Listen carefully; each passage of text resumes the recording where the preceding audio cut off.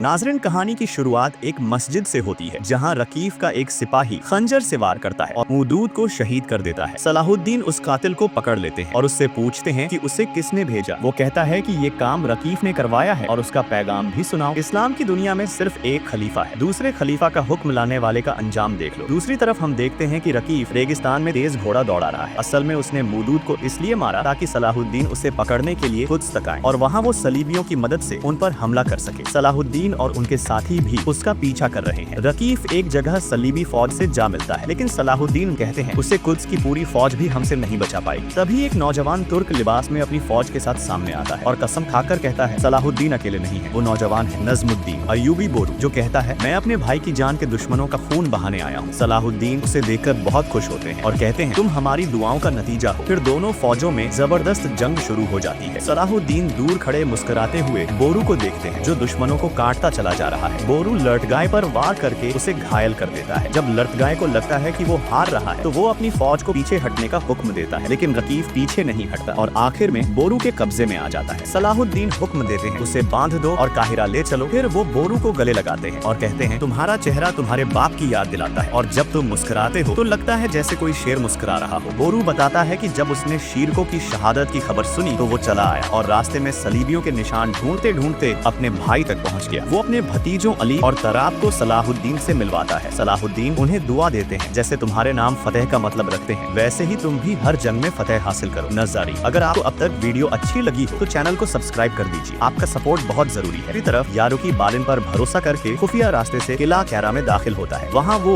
जतलियोन को देखकर गुस्से में भर जाता है। जतलियोन यारुकी और बहादुर को ले जा रहा होता है कि तभी मीला उन्हें देख लेती है। तीनों को बांध दिया जाता है। जतलियोन यारुकी से पूछता है कि उसे सरंग का रास्ता किसने बताया। जब यारुकी नाम नहीं बताता तो जतलियोन उसे जोर से मुक्का मारता है। यारुकी कहता है मैं तुम्हें बचाने आया था मगर बालिन और मीला की बातों में आकर खुद भी फंस गया। वो कहता है मेरे सिपाही बाहर हैं, वो खबर दे देंगे। बाहर बालिन परेशान है कि कहीं यारुकी ने जतलियोन के चंगुल में फंसकर मीला का नाम तो नहीं ले लिया। इसी दौरान जतलियोन किले में मौजूद 20 साल पुराने कमांडर का गला काट देता है क्योंकि वो सरंग की हिफाजत नहीं कर सका। ये मंजर देखकर मीला डर जाती है। जतलियोन उसके करीब आकर कहता है मुझे माफ कर दो, लेकिन गद्दार को ढूंढना जरूरी था। मीला गुस्से से वहाँ से चली जाती है। उधर काहिरा में कारा तिगन अल्बीस के साथ आगे बढ़ रहा होता है कि नजीर अपने साथियों के साथ उन्हें पकड़ लेता है। उन्हें खलीफा के सामने पेश किया जाता है। गुनाह का इकरार करने पर खलीफा जल्लाद को बुलाता है ताकि कारा तिगन को फांसी दी जाए। फांसी घाट में अल्बीस कारा तिगन को देखकर परेशान हो जाता है। शमसा और जमशेद भी अफसोस से ये मंजर देख रहे होते हैं। इतने में काजी फाजिल दौड़ते हुए आते हैं और पूछते हैं ये सब किसके हुक्म से हो रहा है। सिपाही फरमान दिखाता है जिसमें लिखा होता है कि कारा तिगन ने जौहर के कत्ल का इकरार किया है। काजी फाजिल बेबसी से कहते हैं कारा तिगन तुम हर जगह सच क्यों बोल देते हो। इसी वक्त सलाहुद्दीन अंदर आते हैं। वो फरमान पकड़कर फाड़ देते हैं और ऐलान करते हैं जौहर एक गद्दार था और उसका अंजाम यही होना चाहिए था। उधर लड़गाय अमारले को बताता है कि वो लगभग सलाहुद्दीन को खत्म करने ही वाले थे मगर वहाँ बोरू आ गया। अमारले विलियम से कहता है कि किला कैरा में मौजूद सिपाहियों के बदले रकीफ को वापस लाना होगा क्योंकि रकीफ के बिना वो मारिया से शादी नहीं कर सकेगा और रकीफ ही उनके और बाजंतीनी बादशाह के बीच पुल का काम करता है। अगर आपको लगता है कि सलाहुद्दीन मौदूद का बदला लेते हुए रकीफ का सिर कलम कर देंगे तो अगले हिस्से का इंतजार कीजिए।